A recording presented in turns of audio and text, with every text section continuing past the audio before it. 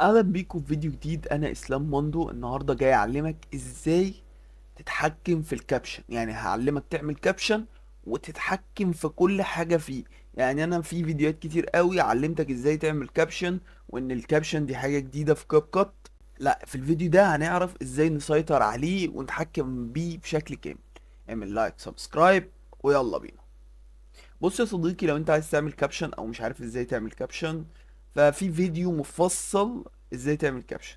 بس احنا خلينا ننتقل ان احنا نوريك برضو، عشان لو ما اتفرجتش على الفيديو هتروح على كابشن فوق. دي الواجهة طبعا كاب كات احنا عارفينها، لو متابع معايا الدورة من الاول او الكورس من الاول. هتروح على القائمة كابشن وتختار اللغة اللي انت بتتكلم بيها، وتتك مثلا انا بتكلم بالعربي واتك جنريت. هيبدأ يحمل معايا كده، وبكده خلص وظهر عندي الكابشن بتاعي. تمام.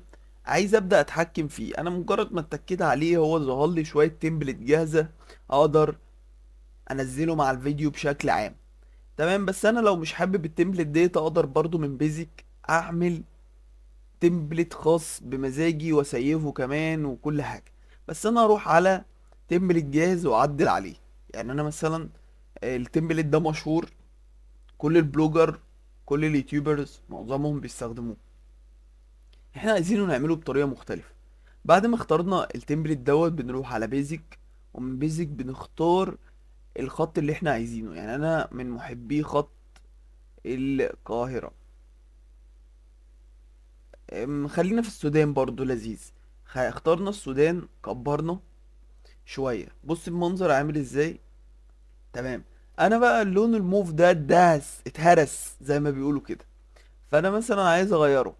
فاروح على الباك جراوند وافعل البوكس دوت، واختار مثلا هو مختار الاسود. طب انا عايز اختار لون تاني، الاحمر ده. اخترت اللون الاحمر. بص شكله لعبة. عامل، بص شكله عامل ازاي. شكله لذيذ. ممكن اختار لون موجود عندي في الخلفية ازاي. ان انا مثلا اتك على اللون، واتك على القطارة ديت، واختار مثلا الماجنتا اللي ورا ده. لا، هو اختار اللون الابيض تاني. اختار الماجنتا. بص جاب لي الماجنتا ازاي. هنا عايز اختار الازرق اهوت، واخترت الازرق. فدي حيلة جميلة قوي تقدر بيها تغير الباك جراوند او الكلام لما يجي ينور. بس كده غيرنا اللون الباك جراوند وغيرنا الخط. طب انا عايز تمبلت تاني خالص، اقدر برضو ارجع للتمبلت واختار التمبلت اللي انا عايزه واعدل عليه بالشكل اللي احنا شفناه. يعني مثلا ممكن التمبلت دوت، بس التمبلت دوت ما بيرقش على اي فيديو. لازم فيديو يبقى مقطع. يعني مثلا اللي هو اهلا بيكو النهارده جاي اقدم لكم، لازم فيديو اللي هو نوع جاهز للموضوع ده او جزء معين عايز تعمل فيه المود دوت. لكن كفيديو ككل ما انصحكش انك تعمل التمبلت دوت. في تمبلت كتير قوي جاهزة، بس لذيذ الصراحة. انا بعتمد عليها بشكل كلي، وفي نفس الوقت اعمل ايه، اعدل عليها من البيزك. دي كانت حلقة النهاردة، ان احنا ازاي نعمل التمبلت ونعدل عليه.